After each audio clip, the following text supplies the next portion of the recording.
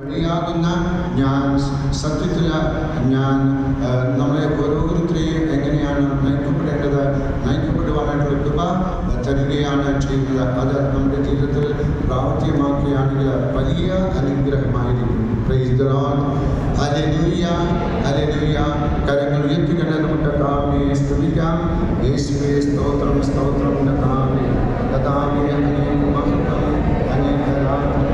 Hallelujah, hallelujah, hallelujah, hallelujah, hallelujah, hallelujah, hallelujah, hallelujah. പ്രിയമുള്ളവരെ, പരിശുദ്ധ കുർബാന നമ്മളെ വിശുദ്ധിയിലേക്ക് നയിക്കുന്നു. സുഭാഷിതങ്ങളിൽ നമ്മൾ വായിക്കുന്നുണ്ട് 24-ാമത്തെ അധ്യായം 16-ാമത്തെ തിരുവചനം. 24-ാമത്തെ അധ്യായം 16-ാമത്തെ തിരുവചനത്തിൽ എന്താണ് നമ്മൾ വായിക്കുന്നത്? നീതിമാൻ 7 തവണ പാപത്തിൽ വീഴുന്നു. 7 പ്രാവശ്യം പാപത്തിൽ വീഴുന്നു എന്ന് പറയുന്നു. അങ്ങനെയാണെങ്കിൽ പ്രിയമുള്ളവരെ, നമ്മുടെ ജീവിതത്തിൽ നമ്മൾ എത്ര പ്രാവശ്യം പാപത്തിൽ വീണു പോകുന്നുണ്ടായിരിക്കാം? ഏറെ പാപങ്ങളില്ല. കാരണം പാപത്തിൽ വീഴുക വിചാരത്താലും വാക്കാലും പ്രവൃത്തിയാലും ഉപേക്ഷയാലും, ഈ 4 തരത്തിലാണ് നമ്മൾ പാപം ചെയ്യുന്നത്.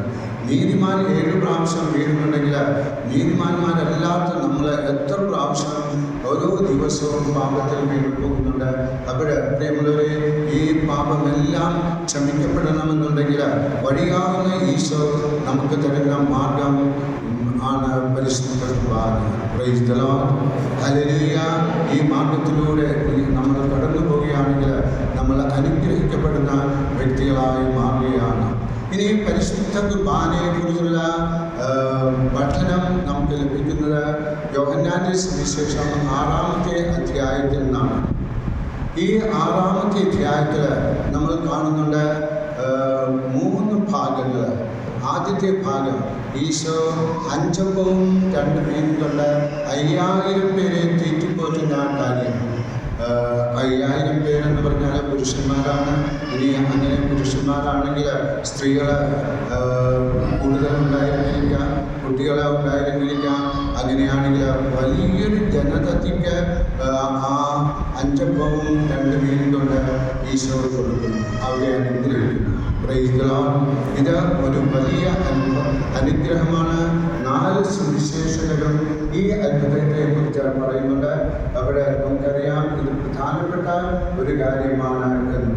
ഇനി 2-ാമത്തെ ഭാഗത്തിൽ നമ്മൾ കാണുന്നത് കർത്താവായ ഈശോ വെള്ളത്തിന് മീതെ നടക്കുന്നതായിട്ട് നമ്മൾ കാണുന്നു. ഈശോ ഈ വലിയ അത്ഭുതം പ്രവർത്തിച്ചതിന് ശേഷം തൻ്റെ ശിഷ്യന്മാരോട് പറയുന്നു അക്കരെ പോകുവാനായിട്ട്. അവർ വെള്ളത്തിൽ കയറി അക്കരെ പോകുന്നു.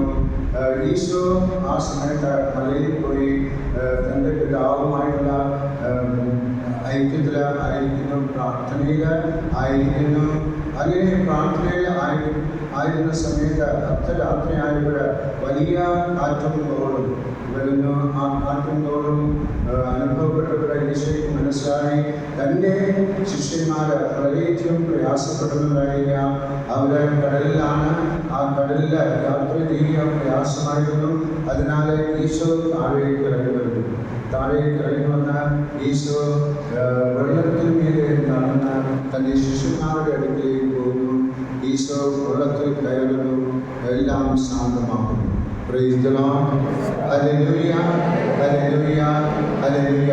അവിടെ 2 അത്ഭുതങ്ങൾ 6-ാമത്തെ അധ്യായത്തിൽ. ഇനി 3-ാമത്തെ അത്ഭുതം എന്താണ്? ഈ 3-ാമത്തെ അത്ഭുതമാണ് പരിശുദ്ധ കുർബാനയുടെ അത്ഭുതം. എന്ന് പറഞ്ഞാൽ കർത്താവായ ഈശോ പറയുന്നു, നിങ്ങൾക്ക് നിത്യജീവൻ വേണമെന്നുണ്ടെങ്കിൽ എന്താണ് ചെയ്യേണ്ടത്?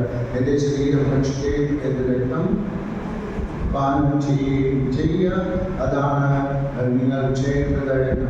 ഇതിനെക്കുറിച്ച് ഈശോ വളരെ വാചാലതയോടുകൂടെ അവിടെ കൂടിയിരുന്ന ജനത്തോട് സംസാരിക്കുകയാണ്. ആ ജനം എങ്ങനെയാണ് തലേ ദിവസം ഈ 5000 പേരടങ്ങുന്ന ആ പുരുഷന്മാരിൽ കുറച്ചധികം ആൾക്കാർ ഭക്ഷണം കഴിച്ചു. അവർ വീണ്ടും ഈശോയെ ശ്രദ്ധിക്കുവാനായിട്ട് തിരിച്ചു വരുന്നു.